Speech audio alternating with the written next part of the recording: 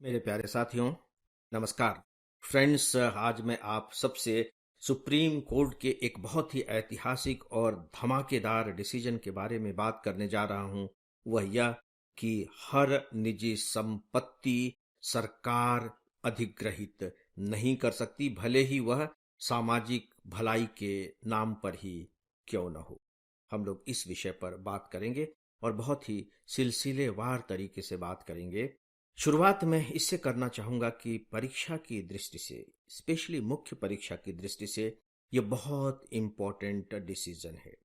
यहां तक कि इससे जुड़े हुए जो अनुच्छेद हैं उन्हें हम प्री एग्जामिनेशन के लिए महत्वपूर्ण मान सकते हैं। यहां मैं आपसे एक बात और कहना चाहूंगा कि यदि सीधे सीधे यह प्रश्न नहीं पूछा जाता है तो आप ये मत समझ लीजिएगा कि यह महत्वपूर्ण नहीं था, क्योंकि यह डिसीजन अपने आप में इतना व्यापक है और सच पूछे तो इतना रिलेवेंट है कि आप इसका उपयोग दूसरे आंसर्स के लिए भी कर सकते हैं। तो आइए अब हम इस डिसीजन को सिलसिलेवार तरीके से समझने की कोशिश करते हैं। डिसीजन क्या है मैं बता चुका हूं कि सुप्रीम कोर्ट ने अपने डिसीजन में यह कहा है कि जो संपत्ति होती है, निजी संपत्ति, जो प्राइवेट प्रॉपर्टी है, उसे सरकार यह कहकर अधिग्रहित नहीं कर सकती कि यह सोशल वेलफेयर के लिए है, यह सामाजिक कल्याण के लिए है।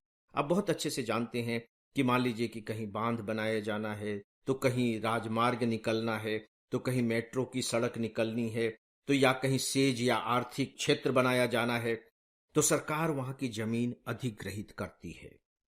तो क्या सरकार अब ऐसा कर सकती है? सुप्रीम कोर्ट ने कह दिया है कि नहीं, सरकार ऐसा नहीं कर सकती, लेकिन कुछ मामलों में वह ऐसा कर सकती है। यह सुप्रीम कोर्ट का डिसीजन है।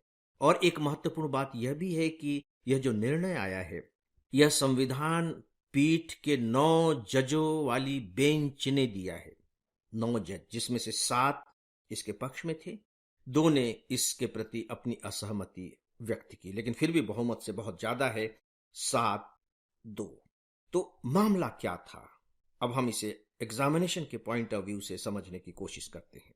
सुप्रीम कोर्ट के सामने एक याचिका बहुत लंबे समय से पड़ी हुई थी, 1992 से, और इस याचिका का संबंध अगर हम अनुच्छेद की दृष्टि से बात करें तो 39B से था। 39B, यानी कि हमें अनुच्छेद 39B के बारे में भी जान लेना चाहिए। अनुच्छेद 39, इसका मतलब है कि यह नीति निर्देशक तत्वों का हिस्सा होगा। आप जानते हैं कि 36 से नीति निर्देशक तत्व शुरू हो जाते हैं, directive principles of state policy. जो 39 है वो कुछ ऐसे तत्वों का उल्लेख करता है जो राज्यों को अपनी नीति बनाते समय ध्यान में रखनी चाहिए। 39 का बी क्या है? 39 का बी कहता है कि समुदाय के भौतिक संसाधनों का स्वामित्व, समुदाय के भौतिक संसाधनों का स्वामित्व और नियंत्रण इस प्रकार बटा हो जिससे सामूहिक हित का सर्वोत्तम रूप से साधन हो। इंग्लिश में मैं पढ़ देता हूं।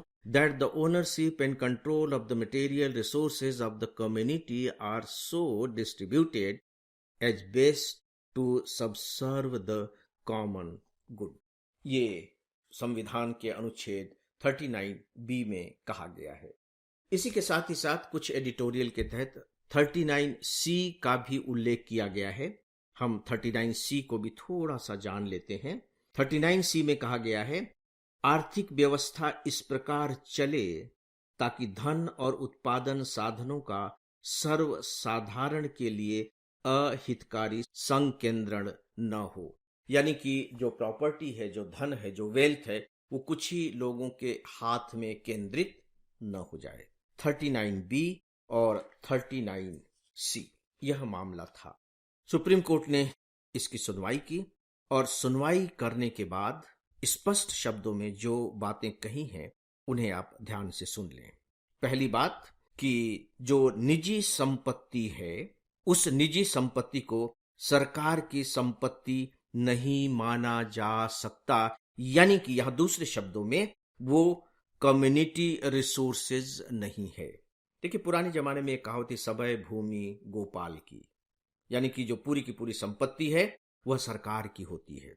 लेकिन हम डेमोक्रेसी में रह रहे हैं, तो सुप्रीम कोर्ट ने कहा कि नहीं, जो प्राइवेट प्रॉपर्टी है, सभी प्राइवेट प्रॉपर्टी को आप कम्युनिटी के संसाधन नहीं मान सकते, और चूंकि कम्युनिटी के संसाधन नहीं मान सकते, इसलिए स्वाभाविक है कि आप उसे अधिग्रहित भी नहीं कर सकते।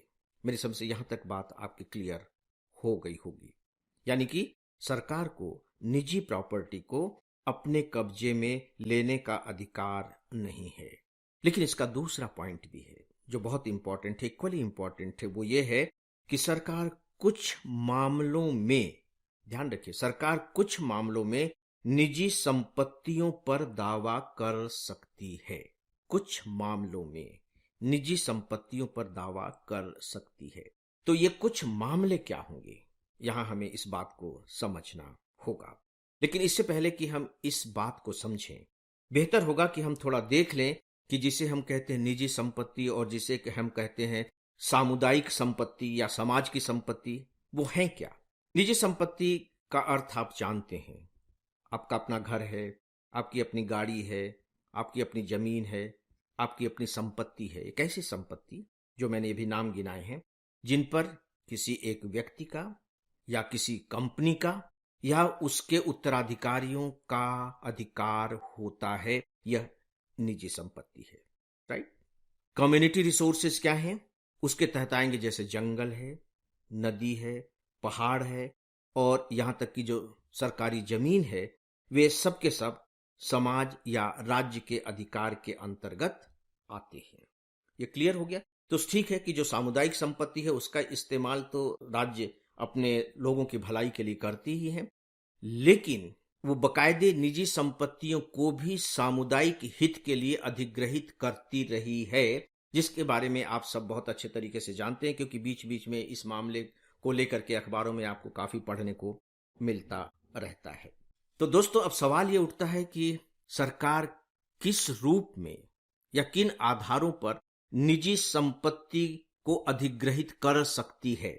उसके बारे में सुप्रीम कोर्ट ने बहुत अच्छे तरीके से स्पष्ट किया है कि यदि सरकार को यह लगता है कि नहीं, वास्तव में यह सामाजिक हित में है, वास्तव में यह सामाजिक हित में है, यानी कि सरकार को सामाजिक हित की परिभाषा स्थापित करनी होगी। यदि वह किसी निजी संपत्ति का अधिग्रहण कर रही है तो उसे बताना होगा कि इससे कौन सा सामाजिक हित सध रहा है। बहुत गहराई से आकलन करना होगा। यह भी बताना होगा कि क्या इसके कुछ दूसरे विकल्प नहीं हैं, और यदि उसे अधिग्रहित करना ही पड़ रहा है तो बकायदे उसे मार्केट रेट पर उसका मुआवजा देना होगा। इसका अर्थ यह हुआ कि सरकार को निजी संपत्ति से पूरी तरह से अलग नहीं कर दिया गया है, लेकिन इसका जो इम्पैक्ट होगा आगे चल करके वो ये होगा कि प्रशासन को उन संपत्तियों का बहुत गहराई से आकलन करना होगा जिसे वो अधिग्रहित करना चाह रही है। और इस प्रकार से जो प्रशासन है, देखिए, कहीं न कहीं इसकी वजह से अब ज्यादा जवाबदेह बन सकेगा। इसके साथ ही साथ इसमें एक जो बहुत ही महत्वपूर्ण बातें हुई है वे मैं आपके सामने रखना चाहूंगा। दोस्तों, एक संविधान संशोधन हुआ था 25वां संविधान संशोधन। उस 25वें संविधान संशोधन के तहत सरकार ने यह अधिकार प्राप्त किया था 39B के तहत कि जो जमीन अधिग्रहित कर ली जाएगी उसके अगेंस्ट कोर्ट में नहीं जाया जा सकेगा। तो आप संविधान संशोधन 25 को भी थोड़ा सा देख लीजिएगा, मेरी समझ से बेहतर होगा। आपको मालूम है कि संविधान के 42वें संशोधन के जरिए हमारे संविधान की उद्देशिका में 2 शब्द जोड़े गए थे, सेकुलरिज्म और सोशलिज्म, समाजवाद। समाजवाद के बारे में याचिका अभी भी सुप्रीम कोर्ट के सामने विचारार्थ है, और इसका संबंध जो सुप्रीम कोर्ट ने अभी डिसीजन दिया है, आप देखिए कि कहीं न कहीं समाजवाद से है, यानी कि जो निजी संपत्ति है उसे अधिग्रहित करके लोगों के कल्याण के लिए लगाना। यहां आपको एक मुद्दे पर विचार करना चाहिए। जैसे सरकार SEZ के लिए जमीन लेती है, अभी 12 औद्योगिक नगर बसाए जाएंगे, हो सकता है सरकार उसके लिए भी जमीन अधिग्रहित करे, और ये जो जमीन ली जाती है ये प्राइवेट सेक्टर के लोगों को दी जाती है।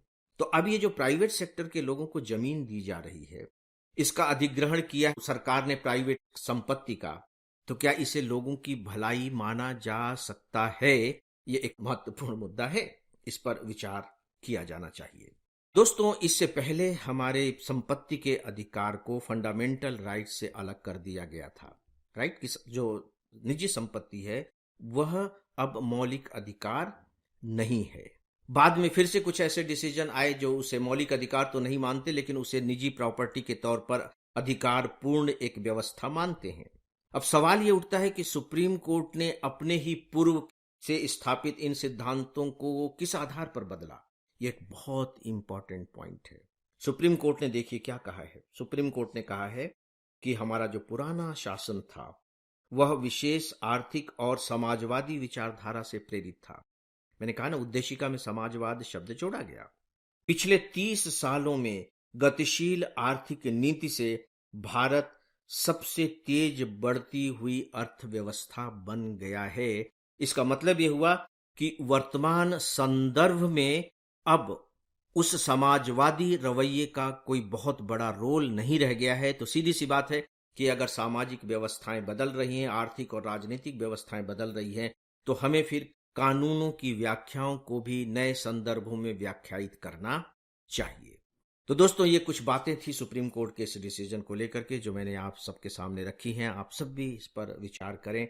इस पर जो भी आपको महत्वपूर्ण पॉइंट्स मिलते रहेंगे, प्लीज आप उन्हें नोट करते रहिएगा, क्योंकि ये बहुत ही इंपॉर्टेंट डिसीजन है। तो दोस्तों, इस विषय के बारे में बस इतना ही, और इसी के साथ ही आज के इस डेली ऑडियो लेक्चर को अब यहीं समाप्त करता हूं। नमस्कार।